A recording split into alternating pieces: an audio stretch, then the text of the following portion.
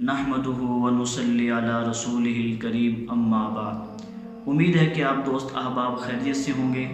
آج انشاءاللہ میں آپ کو قرض کی ادائیگی کا وظیفہ بتانے لگا ہوں، جو بہت ہی مجرب اور حدیث سے ثابت ہے۔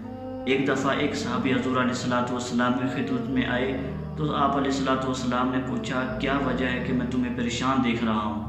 ان صحابی نے عرض کیا، یا رسول اللہ، میرے اوپر پہاڑ جتنا قرض ہو گیا ہے، میں بہت پریشان ہوں قرض کی وجہ سے۔ تو آپ علیہ السلام نے فرمایا، اگر تم اس دعا کا اہتمام کر لو تو اگر پہاڑ برابر بھی قرض ہوگا تو وہ بھی اتر جائے گا۔ تو وہ صحابی فرماتے ہیں کہ میں نے اس دعا کا اہتمام کیا تو اللہ نے میرا قرض اتار دیا۔ وہ دعا یہ ہے، اللہم اکفنی بحلالک عن حرامک واغننی بفضلک عمن سواک۔ تو آپ بھی اس دعا کا اہتمام کریں، اگر قرض پہاڑ کے برابر بھی ہوگا وہ بھی اتر جائے گا۔ دوسرا، آپ نے قرض ادائیگی کی نیت کر کے اتارنا ہے، میں نے اللہ سے دعا مانگے اور اس دعا کا بھی اہتمام کریں۔ مزید وظائف کے لیے آپ ہمارے چینل کو سبسکرائب کریں۔ والسلام۔